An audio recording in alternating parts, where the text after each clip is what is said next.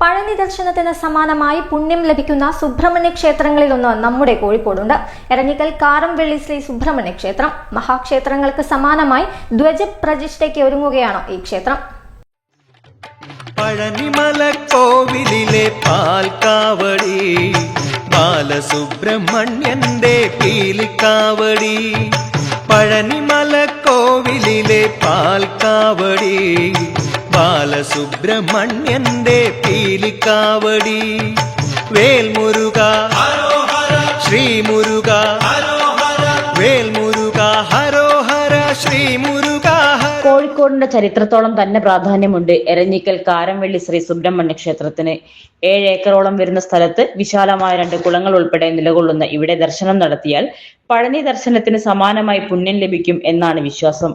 മഹാക്ഷേത്രങ്ങൾക്ക് സമാനമായി ഇവിടെ ധ്വജപ്രതിഷ്ഠ നടത്തണമെന്ന് പ്രശ്നവിധിയിൽ കണ്ടെത്തിയതിനാൽ അതിനുള്ള ഒരുക്കത്തിലാണ് ഭക്തജനങ്ങൾ. കാരംവെള്ളി സുബ്രഹ്മണ്യസ്വാമി ക്ഷേത്രം എന്ന ഈ ക്ഷേത്രം ഏതാണ്ട് 2500 പരം വർഷം പഴക്കമുള്ളൊരു ക്ഷേത്രമാണ്. ഈ ക്ഷേത്രം കഴിഞ്ഞ ഏതാനും വർഷങ്ങളായിട്ട് പുനരുദ്ധാരണ പ്രവർത്തനങ്ങൾ ക്ഷേത്രം നടന്നുകൊണ്ടിരിക്കുകയാണ്. അതിന്റെ ഒരു ഘട്ടം, അതായത് ശ്രീകോവിൽ ചുറ്റമ്പലം ഭാഗങ്ങളിലെ പ്രവൃത്തികളൊക്കെ പൂർത്തീകരിച്ചതിന് ശേഷം നവീകരണ കലശമാണ് നമ്മൾ ഈ ഏപ്രിൽ മാസങ്ങളിൽ ഇവിടെ നടത്താൻ ഉദ്ദേശിക്കുന്നത്. മാർച്ച് 25 തുടങ്ങുന്ന നവീകരണ കലശം ധ്വജപ്രതിഷ്ഠയോടുകൂടി ഏപ്രിൽ 5 നടക്കുന്ന ധ്വജപ്രതിഷ്ഠയും തുടർന്നുള്ള ആറാട്ടുത്സവവും അടക്കം 10-ാം തീയതി വരെ നിലനിൽക്കുന്ന ആഘോഷ പരിപാടികളും നവീകരണ കലശവുമാണ് പ്ലാൻ ചെയ്തിട്ടുള്ളത്. അതിന്റെ പ്രവർത്തനങ്ങളാണ് ഇപ്പോൾ നടന്നുകൊണ്ടിരിക്കുന്നത്. അതിന് മുൻപായിട്ട് ചെയ്തു തീർക്കേണ്ട പുനരുദ്ധാരണ പ്രവർത്തനങ്ങളിൽ പെട്ടതാണ് ഇപ്പോൾ ചുറ്റുമതിലിന്റെ പൊളിച്ച് കെട്ടുന്നതും അതേപോലെ തന്നെ ക്ഷേത്രത്തിന്റെ ക്ഷേത്രകുള നവീകരണവും മറ്റ് അത്യാവശ്യ കാര്യങ്ങളാണ് ഇപ്പോൾ ചെയ്തുകൊണ്ടിരിക്കുന്നത്. വിശാലമായ 2 കുളങ്ങൾ ഈ ക്ഷേത്രത്തിന്റെ ഭാഗമാണ്. ഇവ രണ്ടും പായലുകൾ മൂടി നാശോന്മുഖമായ അവസ്ഥയിലാണ്.